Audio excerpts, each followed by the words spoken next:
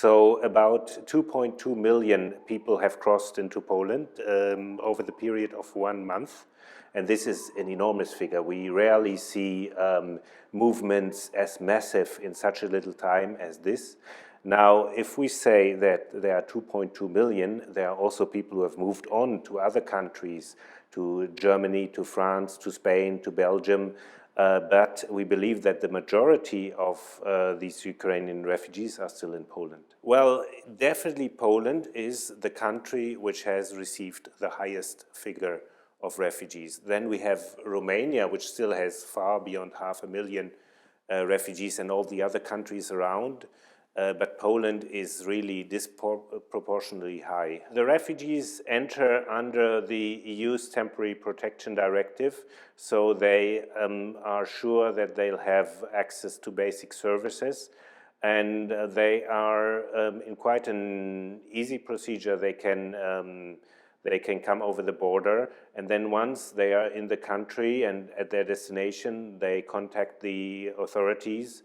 And for instance, here in Poland, the authorities have begun to attribute registration numbers to refugees, the so-called PESEL number, which is a registration number given to Polish people and also to foreigners who have a residency here. UNHCR is working in several locations. There are a lot of volunteers and organizations at the border, and we are currently working also in the cities. So, for instance, here where we are in Warsaw, UNHCR has started to register refugees for cash assistance. We are working with a major bank, with Santander Bank, and there are a number of governments who are supporting this program, including governments as far as South Korea have donated to give cash assistance to refugees. And they can withdraw over a period of 3 months cash, which means they have a first bridge of support before they get into the national system. Then we are working with partners to monitor the situation and support municipalities and to counsel also refugees. Well, there are several issues that have to be considered. So as refugees are in accommodation centers where the situation is cramped, one really has to be careful with the risk of communicable diseases, measles outbreaks or COVID-19, for instance. Prevention measures need to be put in place. And then we also know that there are a number of refugees with chronic diseases who flee Ukraine, and they urgently need access to treatment. We hear from some of the people that they have packed their bags within 15 minutes. Maybe somebody who is chronically ill may not have the medication with him or her. And so we really need to take pay special attention to the needs of these groups of people. A lot of solidarity is being shown by various groups. There are volunteers who heard about the situation, and they went directly to the border where they provide support. There are non-governmental organizations, a few Polish ones, a few international ones as well. The challenge is coordinating this effort. UNHCR is coordinating with over 50 organizations to make sure that in the different sectors, so be it health, be it protection, be it other forms of assistance, that there is a coordinated help, and not everybody is just doing the same thing in the same place. And then what is really important is that the government is in the first place in charge of providing support and granting access to protection. So all this effort comes to complement what the government does, not to replace it. The fact that about 90% of the refugees are women and girls makes the refugee population particularly vulnerable. So there is obviously the risk of trafficking, there's the risk of exploitation. There has been some sensitization by UNHCR and by other organizations for people as soon as they cross the border. I know that the Polish police is also keeping a close eye on this, that other organizations are coordinating and training to address this issue, but it is clear that more needs to be done there still. There is really an enormous effort done by cities and by villages in Poland to accommodate the refugees. They are really the first line responders, and it's really incredible what we have seen from some of the communities in the border area especially. Now we are in touch with a number of municipalities and cities, and we know that smaller towns further away from the border may still have capacity. So I think in the medium term, the challenge will be also to see if more of the refugees can move to other places. The question is, what is the refugees' plans? Because we know that many of them think that they can return soon, and they may be reluctant to move away further from the border. There is certainly capacity being mobilized. There are accommodation centers being opened.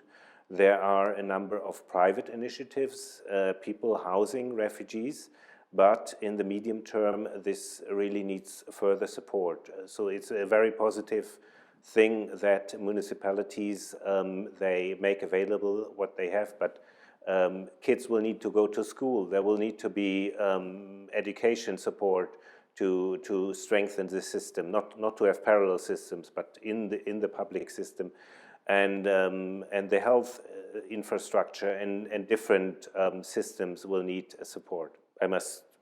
There I also have difficulties to elaborate, because I cannot give you any precise figure on how much different actors would provide support to these municipalities. Well, there is an instrument by the European Union, which is the Temporary Protection Directive, which was put in place to ensure that people fleeing such a situation can get access to safety and to protection.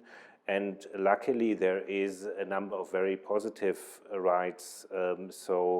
Refugees will have access to employment, will have access to social security and welfare payments, which in Poland, for instance, are on a quite limited level, but they are a form of support, which is important. And therefore, we think that this is a very positive way of the European Union to support these refugees from Ukraine.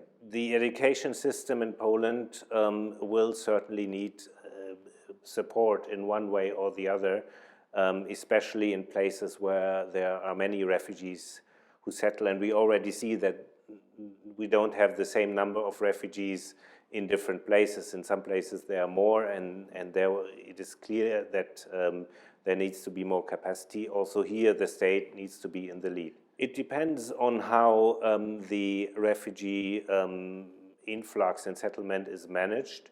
We have seen in other situations in the world even higher proportions of refugees per capita. So this is certainly manageable. I think that we can build on a very strong solidarity among parts of the population, which is positive.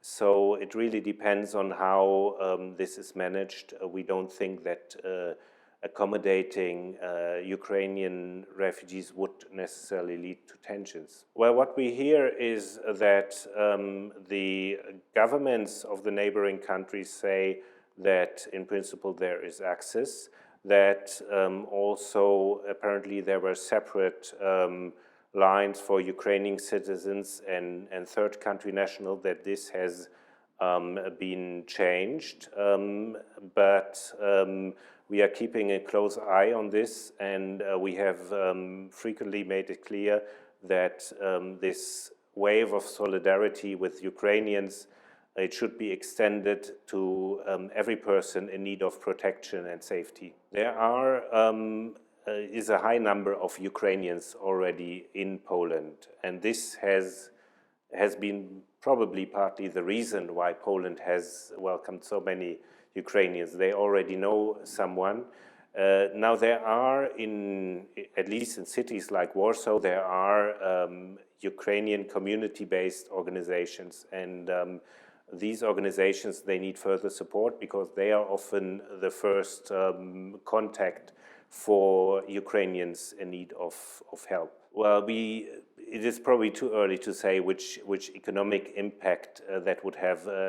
Granting protection to people fleeing war is per se is not an economic measure, and protection should be granted independent of the kind of person who is coming, not only to people who can work but to everybody, also to the elderly, the children. So we don't really know what impact that would have. We think that this is a very positive example of hospitality, of welcoming people who are really in need of protection, and that this can be a building block in ensuring that people who are persecuted, people fleeing war, that they receive access to protection and to asylum.